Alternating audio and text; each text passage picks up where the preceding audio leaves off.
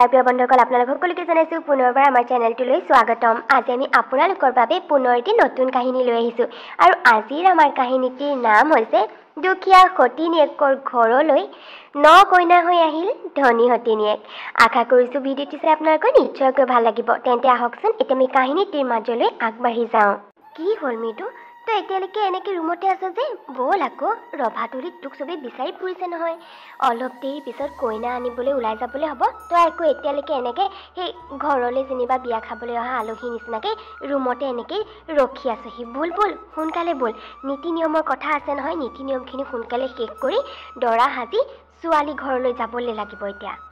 মা, তুমি ভালকৈ জানা যে এইখন বিয়াত মোৰ একেবাৰে ইণ্টাৰেষ্ট নাই। মাত্ৰ তোমাৰ সুখৰ কাৰণে মই বিয়াখন পাতিবলৈ ওলাইছোঁ।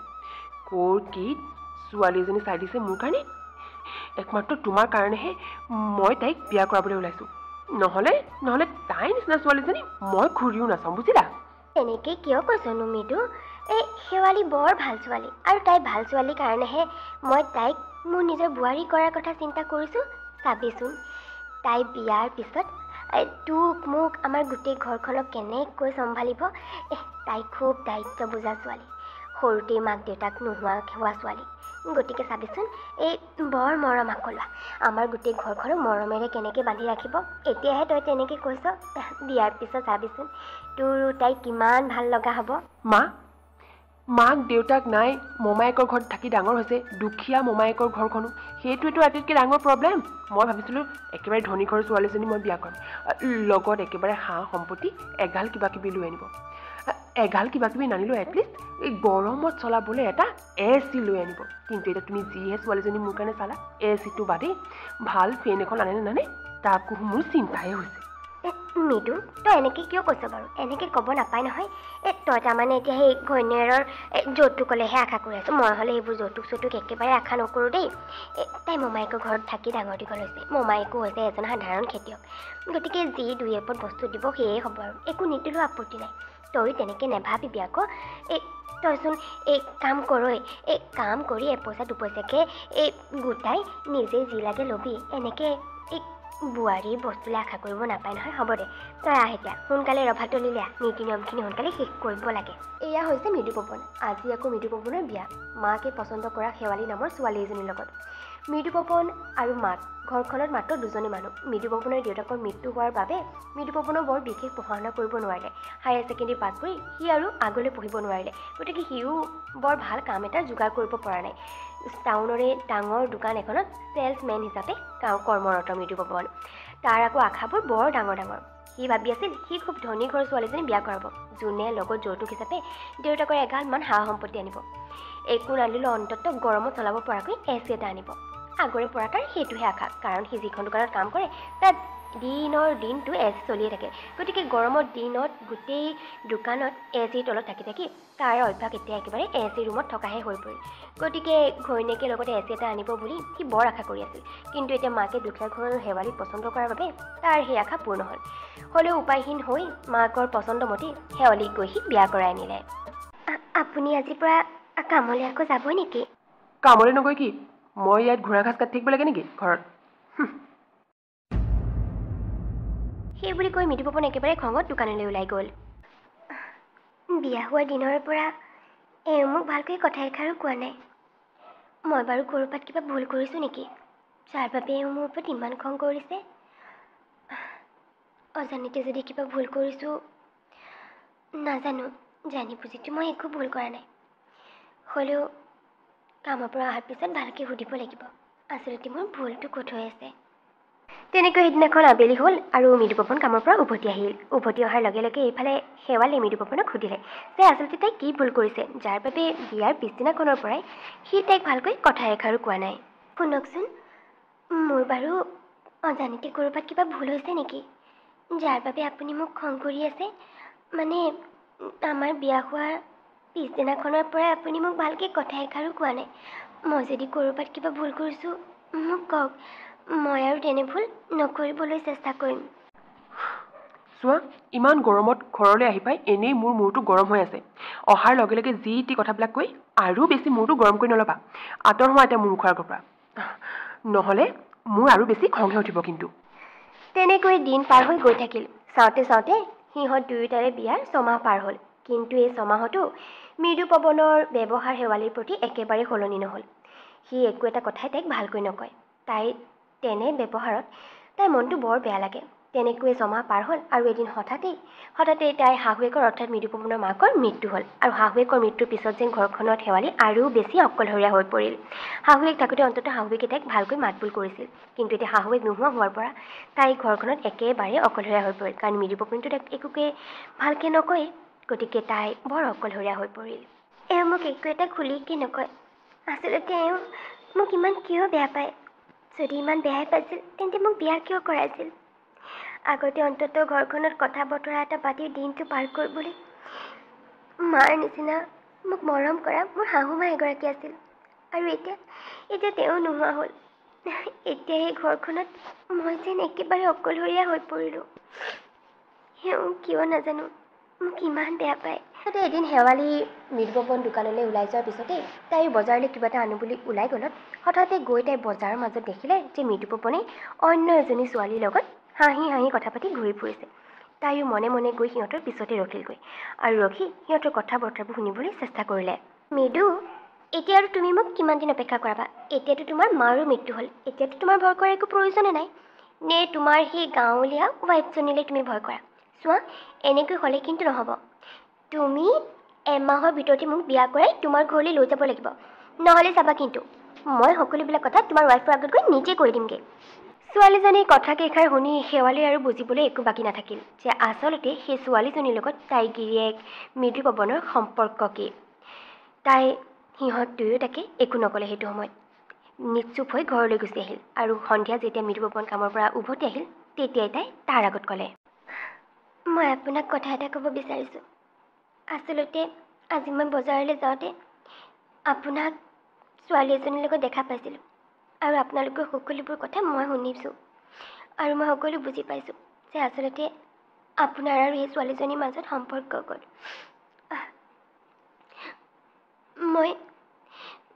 মই সকলো বুজি পাইছোঁ যে আপুনি তাইক ভাল পায় আৰু তাই আপোনাক, আৰু আপুনি তাইক বিয়া কৰাব বিচাৰে।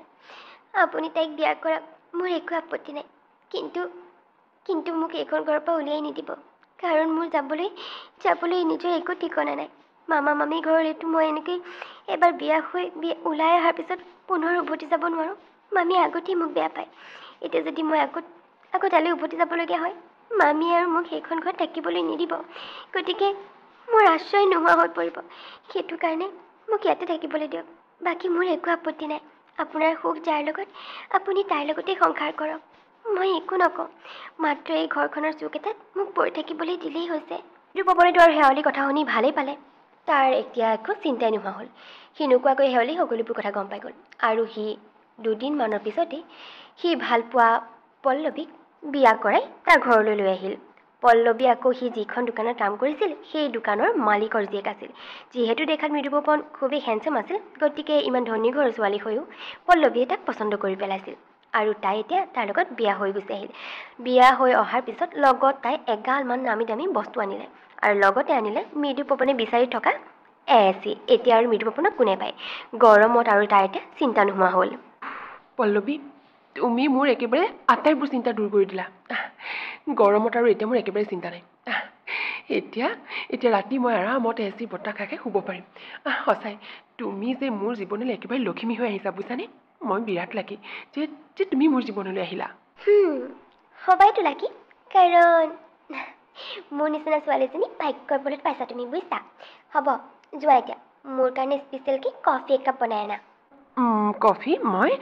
মই মাত্ৰ কামৰ পৰা আহি পাইছোঁহে। তুমিহে মোক কফি বনাই খুৱাব লাগে? উল্টাই আকৌ তুমিহে মোক বনাবলৈ কৈছা। তুমি বনাই আনাগৈ যোৱা। দুয়োটাই আৰামত বহি পিনে খাম। নহ'লে এটা কাম কৰোঁ, এই শেৱালীজনী আছে নহয়, তাকে বনাই আনিবলৈ কওঁ। আমি দুয়োটাই আৰামত বহি খাম। কি ক'লা তুমি? মই কফি বনাই আনিব লাগে? তুমি মোক কি বুলি ভাবিছা? মই আজিলৈকে পাপাৰ ঘৰত পানী এগিলাচো নিজে লৈ খাই পোৱা নাই। ছাৰ্ভেণ্টে দিছিল মোক, আৰু এতিয়া তুমি মোক কফি বনাবলৈ কৈছা? কফি বনাম? My food. আৰু কি ক'লা? সেই শেৱালীজনীয়ে বনোৱা? সেইজনীয়ে বনোৱা একো এটা বস্তুৱেই মই নাখাওঁ। তাইৰ হাতৰ পানী এগিলাচো নাখাওঁ। গতিকে এতিয়া তুমিয়ে মোক বনাই মেলি খুৱাব লাগিব, বুজিছা? বিয়া কৰাই আনিছিলা নহয়, আৰু তোমাৰ সুবিধা হোৱাকৈ মই লগত ইমানবোৰ বস্তু লৈ আনিছোঁ তোমাৰ কাৰণে, স্পেচিয়েলি এই এচিটো। গতিকে তুমিতো মোক আৰামত বহাই বহাই খুৱাবই লাগিব ন। যোৱা যোৱা, এতিয়া বনোৱাগৈ যোৱা, আৰু কফি কাপ বনাই আনি ভাতত ৰাখিবা, ভোক লাগিছে মোৰ। কোনো দিন নিজে পানী এগিলাচ লৈ খাই নোপোৱা মৃদু পৱনে সেইদিনাখন প্ৰথমবাৰৰ বাবে পাকঘৰত সোমাই তাৰ নতুন ঘৈণীয়েক পল্লৱীৰ বাবে ভাত পানী বনোৱাত লাগিল। আৰু সেইদিনাখনৰ পৰাই পল্লৱীৰ সকলোবিলাক কাম মৃদু পৱনে কৰিবলগীয়া হ'ল। এইফালে কামলৈও যাব লাগে আৰু সন্ধিয়া আহি ঘৈণীয়েকৰ শুশ্ৰূষাও কৰিব লাগে। দিনৰ দিনটো খালি পল্লৱী এ চি ৰুমত সোমাই আৰামহে কৰে। তেনেকৈয়ে কেইমাহমান পাৰ হ'ল। তাৰপিছতে এদিন হঠাতে সিহঁতৰ নতুন এ চিটো বেয়া হৈ থাকিল। কি হ'ল পল্লৱী? এ চিটো নাই চলোৱা যে? ইমান গৰম লাগিছে, চলোৱা সোনকালে চলোৱাচোন। কিবা এটা বেয়া হ'ল এ চিটো। মই মানুহ এজনক মাতি আনি দেখাইছিলোঁহি। কৈছে ভাল কৰিব নোৱাৰে বোলে, নতুন এ চি এটা ল'ব লাগিব। তুমিতো জানাই এ চি নোহোৱাকৈ মই একেবাৰে থাকিব নোৱাৰোঁ। মই সেইটো কাৰণে আজি পাপাহঁতৰ ঘৰলৈ যামগৈ। তুমি এটা কাম কৰিবা, কালি বা পৰহিৰ ভিতৰতে নতুন এ চি এটা আনিবা, তেতিয়াহে মই ইয়ালৈ আহিম আকৌ দেই। এ চি নোহোৱাকৈ মই এক মুহূৰ্তও থাকিব নোৱাৰোঁ। কি? এ চিটো ভাল কৰিব নোৱাৰে? নতুন এ চি এটা আনিবলৈতো বহুত পইচা লাগিব। মোৰ ওচৰতো ইমান পইচা নাই। তুমি যদি তোমাৰ পাপাহঁতৰ ঘৰলৈ যোৱা, মই এটা কাম কৰোঁ, মই তোমাৰ লগতে যাওঁ। মইতো এ চি নোহোৱাকৈ শুব নোৱাৰোঁ ন। তুমি নোৱাৰিলে মইনো কেনেকৈ থাকিম ইয়াত? ব'লা আমি দুয়োটা যাওঁ তোমালোকৰ ঘৰলৈ। পাগল হৈছা নেকি? মোক বিয়া কৰোৱাৰ পিছতে তোমাৰ একেবাৰে ইজ্জতত লাগিব বুলি তুমিচোন মোৰ পাপাৰ দোকানেৰে এতিয়া বেলেগত কাম কৰিবলৈ লৈছিলা। তেতিয়াৰ পৰা মোৰ পাপাই তোমাক একেবাৰে ভাল নাপায় বুজিছা। এনেওতো পাপাৰ খঙেই তোমাৰ লগত মই বিয়াত বহাৰ বাবে। ইফালে তুমি আগতে এবাৰ বিয়া কৰোৱা, ইফালে আমাৰ ঘৰখনৰ লগত তোমাৰ ঘৰখনৰ একেবাৰেই মিল নাই। চাবলৈ গ'লে তুমি আমাৰ চাকৰ হোৱাৰো যোগ্য নহয়, তথাপিও মই তোমাক পচন্দ কৰি তোমাৰ লগত বিয়াত বহিলোঁ। সেইবোৰ খংটো পাপাৰ আছেই। এতিয়া তুমি যদি মোৰ লগত ঘৰত থাকিবলৈ যোৱা হৈছে আৰু বেছি খং কৰিব পাপাই। তোমাক মা পাপাই এনেও দেখিব নোৱাৰে। আৰু এটা কথা শুনা, যেতিয়ালৈকে তুমি এ চি আনিব নোৱাৰা মই কিন্তু এইখন ঘৰলৈ উভতি নাহোঁ, কৈ দিছোঁ তোমাক। আৰু যদি গোটেই জীৱনৰ কাৰণে আনিব নোৱাৰা এ চি, তেনেহ'লে আৰু মোক পাহৰি যাবা। মই আৰু ইয়ালৈ কেতিয়াও উভতি নাহোঁ, বুজিলা? ভিখাৰী জাত চালা। পল্লৱী, এনেকৈ গুচি নাযাবা প্লিজ। তুমি মোক বুজিবলৈতো চেষ্টা কৰা। মোক অলপ দিন সময়টো দিয়া কমচে কম। পইচা গোটাই মেলিহে আনিব পাৰিম। ইমান দামী বস্তু এটা আনো বুলি ক'লে আনিব নোৱাৰোঁ নহয়। মই কিবা অফিচাৰ নহয় সৰু কাম এটা কৰিছোঁ মাত্ৰ। তাতে আজি কামটো কৰা মাত্ৰ 2 মাহে হৈছে। গতিকে কেনেকৈনো ক'ৰ পৰা যোগাৰ কৰিম? বুজিবলৈতো চেষ্টা কৰা। এনেকৈ মোক এৰি নাযাবা এটলিষ্ট। মই তোমাৰ অবিহনে থাকিব নোৱাৰোঁ পল্লৱী। ইমানবোৰ ৰিকুৱেষ্ট কৰাৰ পিছতো পল্লৱীয়ে কিন্তু মৃদু পৱনে এষাৰ কথাও নুশুনিলে। তাই একেবাৰে তাইৰ মৰম ভাল পোৱা গোৰ মাৰি দেউতাকৰ ঘৰলৈ গুচি গ'ল। সেইদিনাখন এনেই তাৰ মনত দুখ পল্লৱী এৰি যোৱাৰ বাবে ইফালে ৰাতি গৰমত একেবাৰে চটফটাই ফুৰিছে। কাৰণ এ চিত থাকি থাকি তাৰ অভ্যাস হৈ গৈছিল। এতিয়া এ চিটো বেয়া হোৱাত এইফালে পল্লৱীও এৰি যোৱাত মুঠতে গৰমে দুখে ভাগৰে একেবাৰে যেন মৃদু পৱনৰ অৱস্থা নাইকিয়া হৈ পৰিল। তেনেকুৱাতে হাতত বিচনী এখন লৈ শেৱালি তাৰ ওচৰলৈ আহিল আৰু তাক বিচিবলৈ আৰম্ভ কৰিলে আৰু ক'লে যে সি এতিয়া অকণমান আৰাম কৰি শুৱক। তাই যিমান দেৰি পাৰে তাক বিচিয়ে থাকিব। তেনেকৈ সি শুবলৈ চেষ্টা কৰিলে আৰু একেবাৰে ৰাতিপুৱা সময়তে তাৰ চকু খোল খালে। আৰু চকু খোল খাই দেখিছে যে শেৱালি তেতিয়ালৈকে তাইক বিচিয়ে আছে। এইবোৰ কি? তুমি এতিয়ালৈকে মোক বিচি আছা যে? তুমি সঁচাকৈ মুখ খজে মুখ খোৱা। আৰু তোমাৰ ৰুমতচোন টেবুল ফেন এখন আছিল, সেইখনকে আনি লগাই দিব লাগিছিল যদি মোৰ কাৰণে ইমানেই চিন্তা লাগিছিল তোমাৰ। সেইখনচোন কেতিয়াবাই বেয়া হ'ল, গতিকে উপায় নাছিল, সেইটো কাৰণে বিচি আছিলোঁ। বিচা ৰখাই দিলে আকৌ আপোনাৰ টোপনি ভাঙি যাব পাৰে বুলি বিচিয়ে থাকিলোঁ আৰু। তাৰমানে গোটেই ৰাতি তুমি মোক বিচিয়ে থাকিলা? আৰু তোমাৰ টেবুল ফেনখন বেয়া হৈছিল যদি মোক ক'ব লাগিছিল। ইমান গৰমত তুমি কেনেকৈ আছিলা সেইটো ৰুমত? মই ভাল কৰি দিলোঁহেঁতেন নহয় টেবুল ফেনখন। আপোনাক ক'বলৈ বহুতবাৰ চেষ্টা কৰিছিলোঁ, কিন্তু আপুনিচোন মোক একো কথা শুনিবই নিবিচাৰে। আৰু কিমাননো আপোনাক এইবোৰ কথা কৈ দিগদাৰ কৰি থাকিম, সেইটো কাৰণে নক'লোঁ আৰু। হ'ব দিয়ক, এতিয়া আহক, উঠি আহক, মই আপোনাৰ কাৰণে চাহ বনাওঁগৈ। শেৱালিৰ কথাকেইটা শুনি মৃদু পৱনৰ একেবাৰে মনটো ভৰি পৰিল। তাৰ বুজিবলৈ বাকী নাথাকিল। আচলতে শেৱালিৰ দৰে পত্নী এগৰাকী থকাৰ পিছতো পল্লৱীৰ দৰে ছোৱালীজনীক ভাল পাই তাইক বিয়া কৰাই আনি সি আচলতে কিমান ডাঙৰ ভুল কৰিছিল। তাৰ ওচৰত এটুকুৰা হীৰা থাকোঁতে সি সাধাৰণ ৰূপ এটুকুৰাৰ পিছে পিছে দৌৰি ফুৰিছিল। সেই কথা আৰু তাৰ বুজিবলৈ বাকী নাথাকিল। আৰু সেইদিনাখনে সি মনত ঠিক কৰিলে যে যি ভুল কৰিছে এতিয়া সি সেই সকলোবিলাক শুদ্ধ কৰিলে। লগতে মৃদু পৱনে আৰু এটা কথা বুজিব পাৰিলে যে পল্লৱী আৰু তাৰ ওচৰলৈ উভতি নাহে, কাৰণ তাই তাৰ প্ৰতি মাত্ৰ এক আকৰ্ষণহে আছিল। আৰু এতিয়া তাইৰ লগত বিয়া হোৱাৰ পিছত তাইৰ সেই আকৰ্ষণো শেষ হৈ গ'ল। আৰু এতিয়া তাই তাক দুখীয়া ভিখাৰী বুলি হাঁহি থৈ গুচি যাব পৰাও হ'ল। গতিকে সি বুজি উঠিল সি তাৰ যোগ্য কেৱল শেৱালিহে, পল্লৱী নহয়। আৰু সেইদিনাখনে সি প্ৰতিজ্ঞা কৰিলে যে সি শেৱালীক তাৰ পত্নীৰ মৰ্যাদা দিব। আৰু সি শেৱালীক গৈ সেইদিনাখনেই ক্ষমা বিচাৰিলে। আৰু লগতে পল্লৱীৰ ঘৰলৈ গৈ পল্লৱীকো কৈ আহিল যে তাৰ আৰু বুজিবলৈ বাকী নাথাকিল। আচলতে পল্লৱীয়ে তাক অন্তৰৰ পৰা ভাল নাপায়, মাত্ৰ বাহ্যিকভাৱে তাৰ প্ৰতি এক আকৰ্ষণে আছিল। পল্লৱীয়েও কৈ পেলালে তাই আৰু তাৰ ওচৰলৈ উভতি নাযায়। সিও সকলোবিলাক বুজি পাই পল্লৱীৰ লগত সকলোবোৰ সম্পৰ্ক শেষ কৰি পুনৰ শেৱালীৰ ওচৰলৈ গুচি আহিল। শেৱালীৰ লগত সি পুনৰ নতুন সংসাৰখন তাই আৰম্ভ কৰিলে। তেন্তে আমাৰ কাহিনীটো বাৰু আপোনালোকক কেনেকুৱা লাগিল? যদিহে ভাল পালে তেন্তে প্লিজ ভিডিঅ'টো লাইক আৰু এটা কমেণ্ট কৰি দিব। আৰু যদি আপোনালোক আমাৰ চেনেলত নতুন তেন্তে প্লিজ আমাৰ চেনেলটো ছাবস্ক্ৰাইব কৰি দিব।